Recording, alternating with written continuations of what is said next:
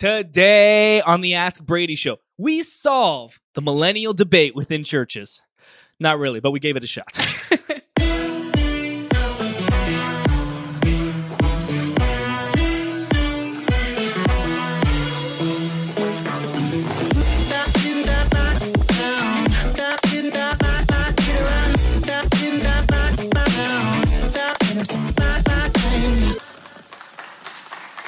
Well, hey there, Pro Church Nation, and welcome to the Ask Brady Show, episode number 47. We've got 4 great questions from the people of Pro Church Nation, and I'm joined, as always, to my left, your right, it's Roxanne. It's true. True it is, behind the camera, the editing wizard himself, Joe Nex.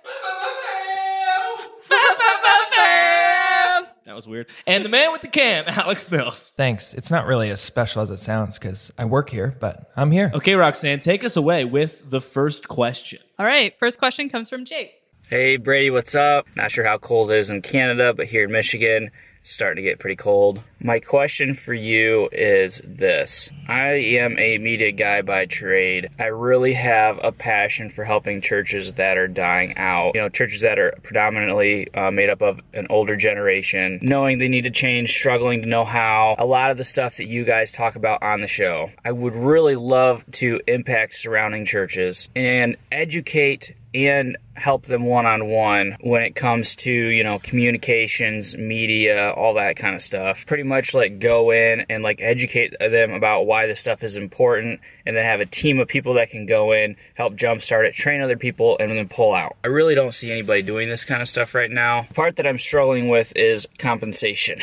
The only thing I can think of is having like a contract for churches where if they're like, hey, this is a great idea, you know, we'll pay you X amount of dollars to come in and help us out, get us started. But that can be really hard, seeing as probably what they really need is to go and hire people in, you know, maybe get some new equipment. My second thought is this, turning it into like an online course, maybe similar to like FPU, you know, Financial Peace, something of that nature, where they would purely be paying for the education. And then hopefully after that, they would be able to make wise decisions about hiring people on, and you know, those people can help them buy gear and all this stuff. I know it's a loaded question. Don't feel like you have to answer it on the show. But from one media guy to another, this is just stuff that I'm thinking about. I would love to hear your input. Thanks, buddy.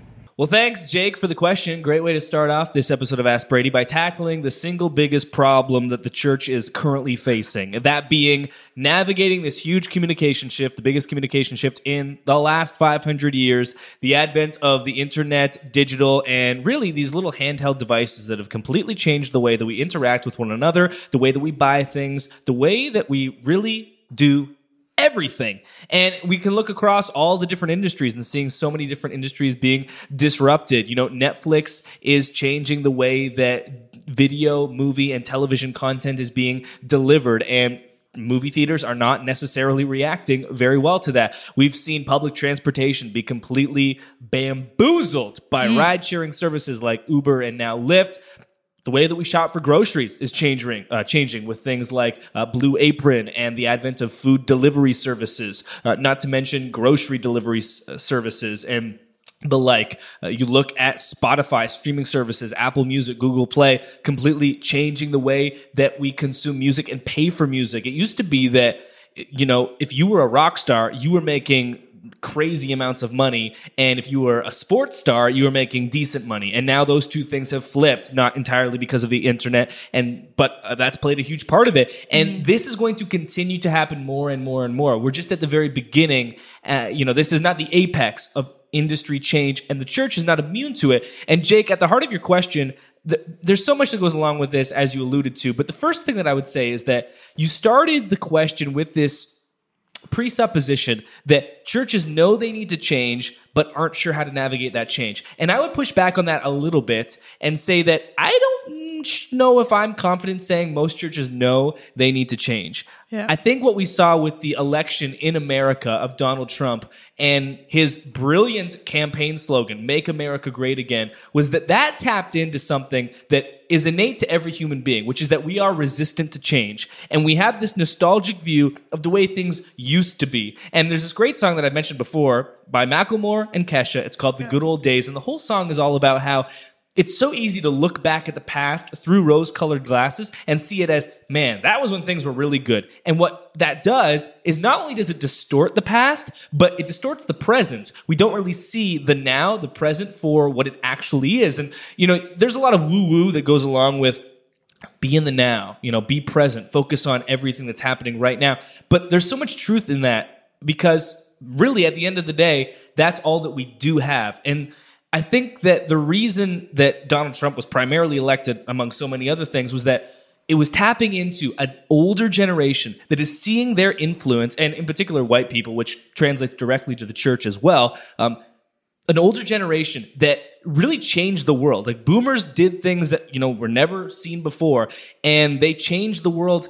But now we're going through another change that is equally, if not even more impactful than that change. And they're seeing their influence start to slip. They're getting to the age where normally you would retire, but people are living longer. They haven't saved as a generation the way they probably should have for retirement, so they don't have as much money ready to retire. And this influence and position of privilege and authority and power that has existed for so long is starting to dissipate for the first time. And I don't think that there are so many churches that think they need to change. I think that a lot of churches, especially the smaller ones, and that is the majority, vast majority of churches under 200 people, are looking at culture and saying, you know what? We need to keep doing what we've always done. And the culture is changing and things are going terrible. And rappers these days are all on codeine and syrup and Lil Pump. I don't know what that is. Lil Uzi Vert. I don't know what that is. These are not the types of things that I want to get involved in. I don't want to figure out this culture because at the end of the day, the reason I kind of pre-frame the answer to the question in that way is that you and your course or your hands-on training will be completely ineffective if the lead pastor or ministry leadership in that church does not own it themselves. Mm-hmm. I can go into a church and show a pastor, and have done this over the phone or in person on many occasions, been like, here's a very specific skill. It's called Facebook Live. It leverages existing skills that you already have. It will allow you to do this, this, and this for zero cost, and it will be better than anything you do on social immediately. No prep, no setup, no teardown, just go. And the number of pastors that in the moment say, hey, this is great, I'm fully into it, and then don't actually follow through long term would upset you. Because at the end of the day, if you have a senior leader who is not willing to champion this themselves, who does not really fully understand the implications that this cultural change and communication change that we're living through has on church and the way that we've done faith in North America for so long, nothing you say or do can make a difference. Once you've gotten past that point, then you're ready to do some good because you have to come to the table recognizing that until the senior leader of this individual church that you are hoping to work with, or the collective churches, plural, that you're hoping to work with, until they're fully on board saying, look, we recognize that the way things used to be done will no longer work. Once they come to that place, now you can come in and do some real change. Now, you mentioned that I don't see a lot of people doing this, and you kind of mentioned a course in the same vein. I would say that there's so much online training now available for this type of thing that there is more need for these more regional efforts where you in Michigan could help locally with churches. That's how I kind of got my start, and I think that's a great way to get started. When it comes to compensation, I think that what you want to do is you want to tie what you're doing with actual deliverables. What I mean by that is that there isn't so much value on education as a standalone. You coming in and saying, I am going to teach this seminar for 3 hours or whatever. Yeah. It's like, there isn't so much value in that. At least perceived value. There might be more value in that than a deliverable, and I'll get to what I mean by a deliverable in just a moment. But what I think you should do is tie the education with a deliverable, whether that be a brand guide or a new logo or, a new website template infrastructure. Maybe you don't need to build the whole website, but give them a framework to build on top of and say, look, this is the package. It's a great starting point. It costs this much. The education is the most important thing. Being there in person and actually doing some hands-on work with these people that maybe don't have these existing skills. That's what's the most important thing. But to actually sell it, for these older individuals from a different generation, we're living in the subscription world now, right? We're like, I don't want to own anything. Like, if I could just rent every single thing, subscribe to everything, I would do that. And that's kind of a generational trend. Not every millennial is like that, and obviously there are still things that we like to own. I've owned a house and have for like many years. But I'm the opposite. I have zero intention of ever owning a house. I'm Exactly. cool renting. Right. And I would say that I'm huge into subscribing, but there's a limit for me. And maybe you would like to own things. But for the most part, every single one of us has some part that's like, yeah, I don't need to own that. I'll just rent, subscribe, loan, whatever it might be. But the older generation, they want tangible. They want I want something practical, that's tactical, real thing. And that's where a deliverable could really help increase the perceived value of what you're offering. Yep. It's also a little bit humbling to pay for education, right? Okay, I'm going to pay for some young kid to come into my church and teach me things I don't know. Well, and the other issue with education, and we've seen that even with our work, is that it requires such a time effort on their part that sometimes they're yeah, we know, if you've reached the point that they know that they need to learn or change and do different things, then it's still a struggle to be okay, but I'm already so busy. When am I going to do all this extra stuff? So the education doesn't help them because they're I'm not going to put it into practice. And that's also why I like the idea of going in person. Because you're setting aside time as a leadership team. Okay, Monday from 9 to 5, Jake's going to be here and we're going to spend time with him. And by the end of the day, we'll have X, Y, and Z. Yeah. So pair the compensation with a deliverable so that there's an actual attached value to what they're getting beyond just your time, but they actually get something that you're going to leave them with. And then focus on churches that are really clamoring for this.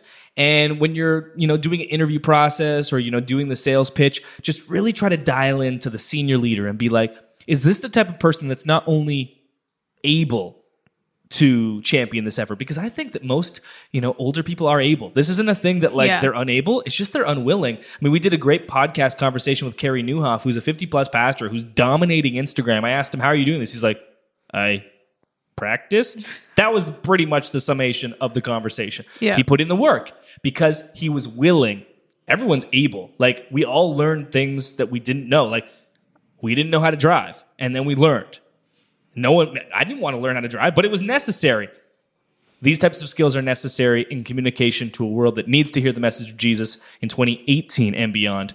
And so look for those number of different things, and it should be a good starting point. Perfect. All right, question 2 comes from Dow. Hey, Brady, it's Pastor Dow here. Here's the question I have. We've been struggling with the audio on our video announcements because they're giving us too much bass. The sound system is set with a lot of bass because we have a lot of contemporary music. We've got a lot of bass. The sound that those running sound and making those decisions has a lot of bass. But then when the announcements get played on the video, the announcements come out and the vocals have too much bass. The two main announcement presenters that we have are both female, and so that really distorts their voice. This last week it was me, and I have more bass in my voice, but it still distorted what was going on vocally because the sound system is set differently. So if you could let us know, how do we adjust the sound between the worship time and the video of our announcements to help make sure that the sound settings aren't creating a problem in the sound and audio of the announcements? Thank you.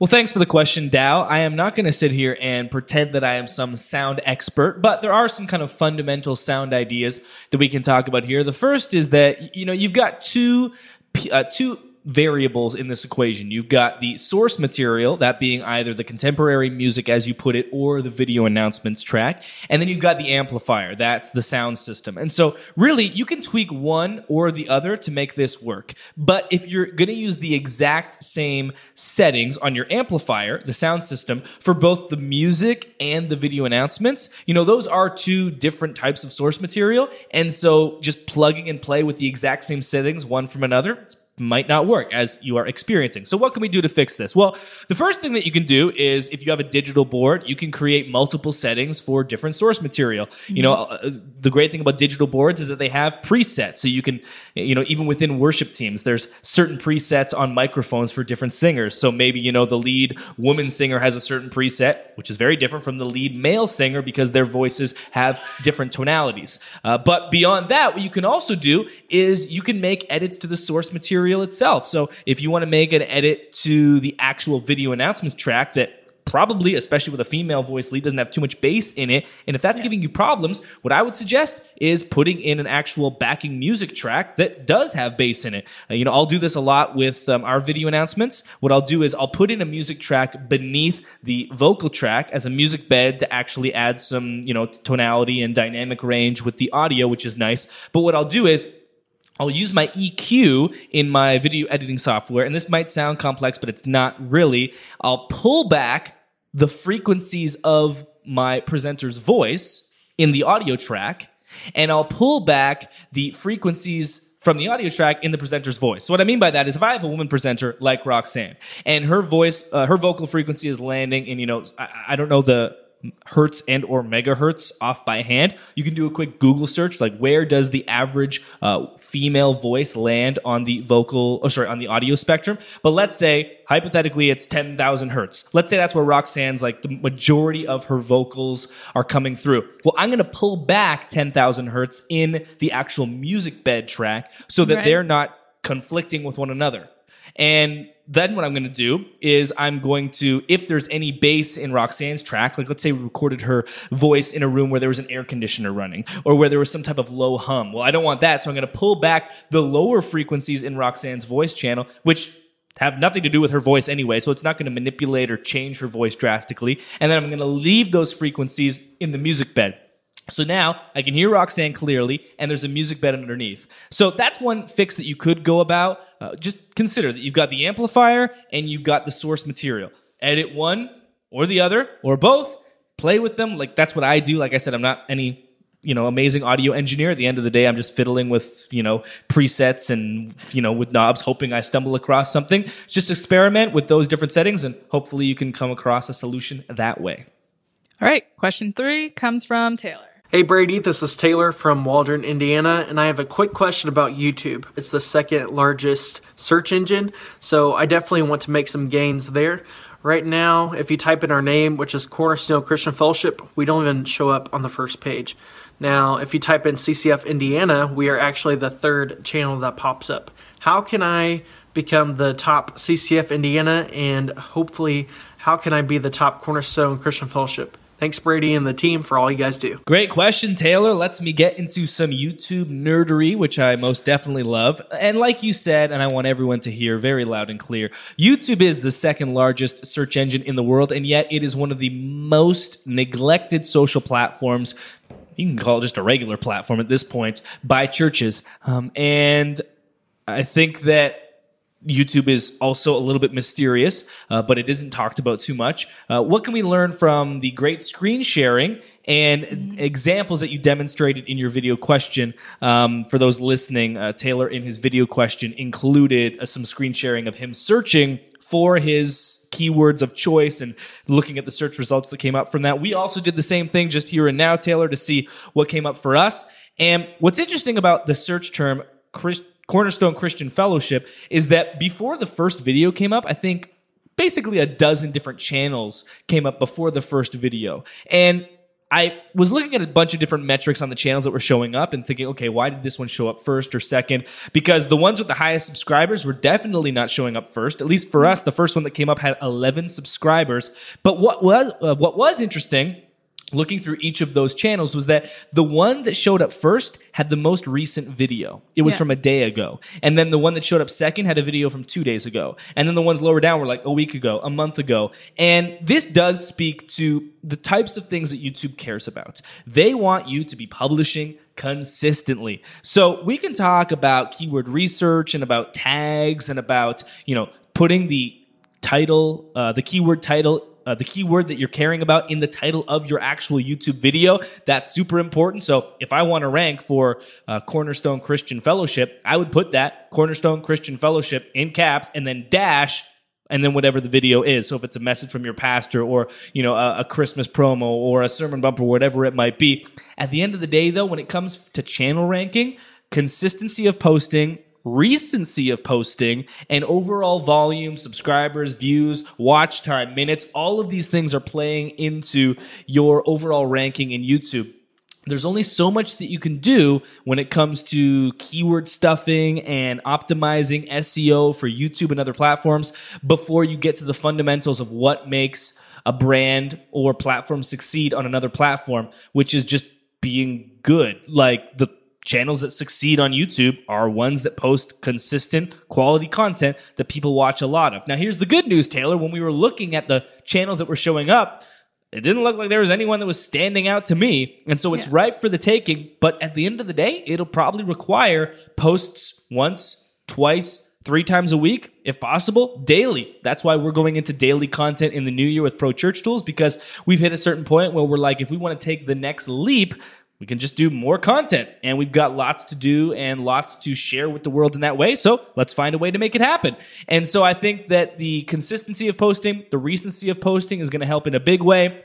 And then when it comes to actually, using that keyword to your advantage, it would be interesting to create a video that starts with the 3 words, Cornerstone Christian Fellowship in all caps, followed by a dash, and then the actual, subject matter or title of the video in question.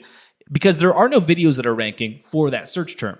There are only actual channels. If you could get a video to rank for that search term, that could be a way to circumvent the channel rankings, and you could find a way to rank your video first. Once you get them to the video, then you can get them to your channel. So that might be another way of doing that. The most important thing when it comes to YouTube and ranking is watch time. You need to create a video that makes people watch for a long time. Sermons are a great way to do this, not necessarily because sermons are super engaging, but they're so long that if even the average person watched 50%, you might be talking about 15, 20, 30 minutes of a video, and the average watch time of a video is maybe a couple minutes, so that watch time to YouTube will look way better than the average watch time of, a 4 to 5 minute video. And so I would try something like that.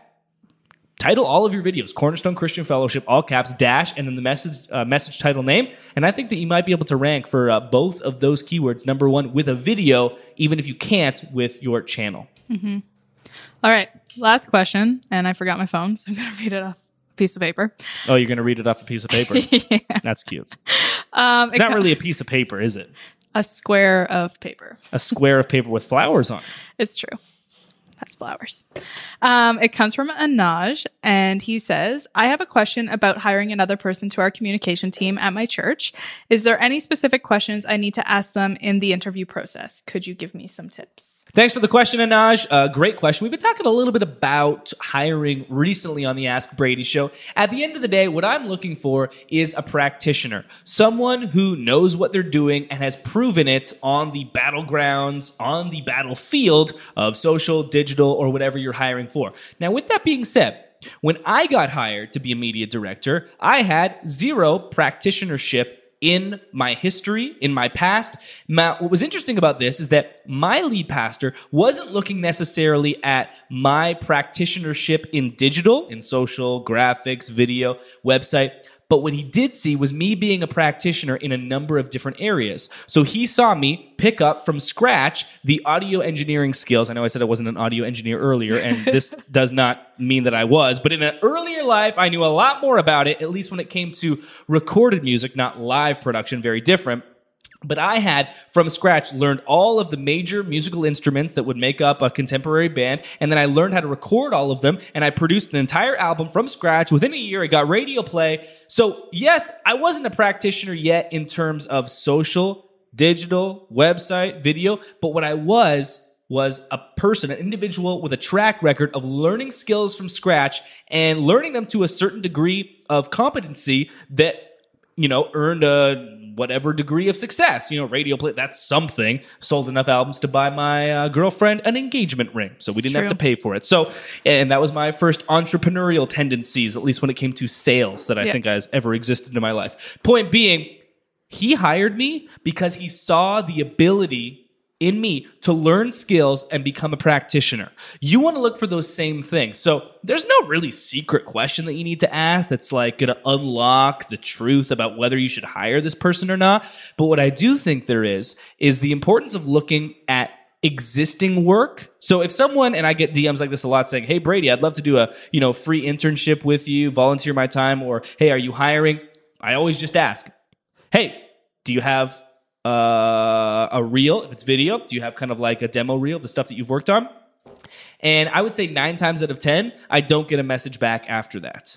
And that for me is pretty telling. I remember when I was, before Pro Church Tools had taken off and we were struggling, my wife and I, trying to make ends meet as I was in college. She's working 2 jobs. I applied to be the video producer at a clothing label in Montreal, Canada called Franken-Oak. They were hiring a video producer and I was like, I know video. And I knew I wasn't really good enough to get the job, but I applied anyway. And the main thing they asked for was a demo reel. I didn't have one, but I put together one for the purpose of this application because I knew if Franken-Oak is looking to hire someone with competency in a certain, let's call it a creative skill, like video, and I would say web design, social media, all of these things are creative skills.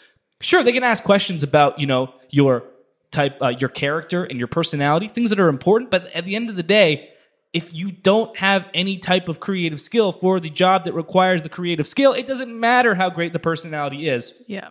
Unless, of course, you've shown the ability in the past where you can pick up these skills on the fly incredibly quick. And that requires kind of a pre-existing personal relationship. But at the end of the day, whether you're hiring someone who doesn't have the skills yet, but you're confident they can gain the skills because of their history, or you're hiring someone with existing skills and they have existing skills because of their portfolio, you're looking for practitioners, people that are doing this. The problem with creative skills, social, digital, website, email, copywriting, graphics, video, is that these industries are changing so incredibly quickly.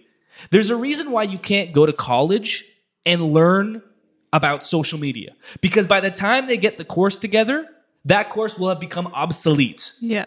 These industries are changing so incredibly fast that you need a practitioner, not someone that was like, man, you should have seen my top 8 on MySpace. Well, that was 5 years ago, 10 years ago. Way more than 5 years ago. Whatever it was.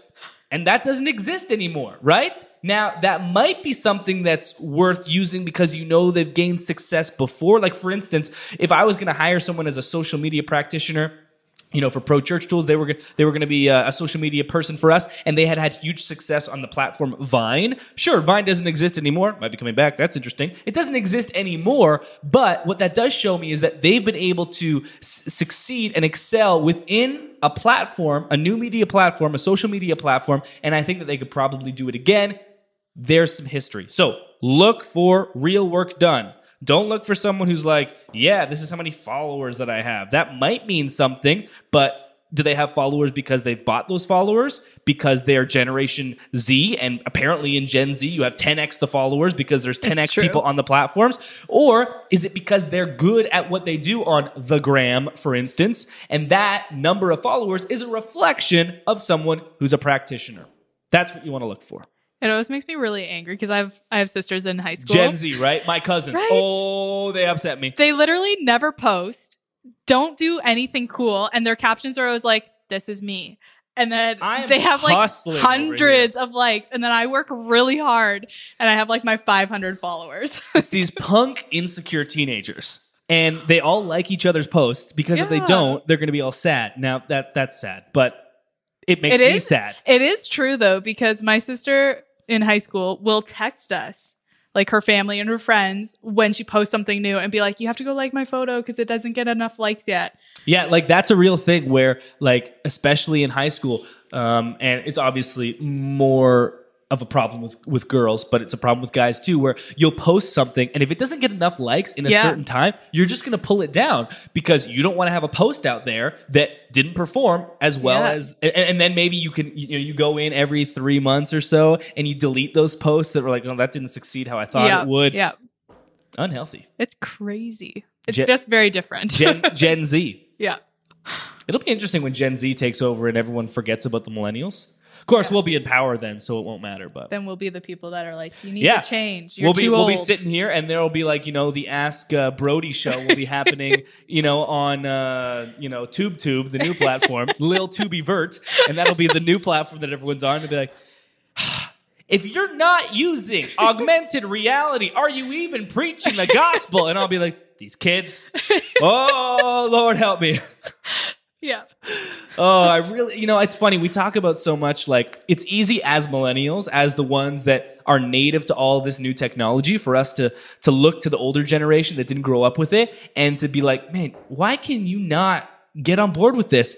But I always ask that question and then immediately follow it up, usually with self-reflection saying, what's going to happen when you're twice the age you are now Yeah. and you're 52, the average age of a lead pastor, almost 54.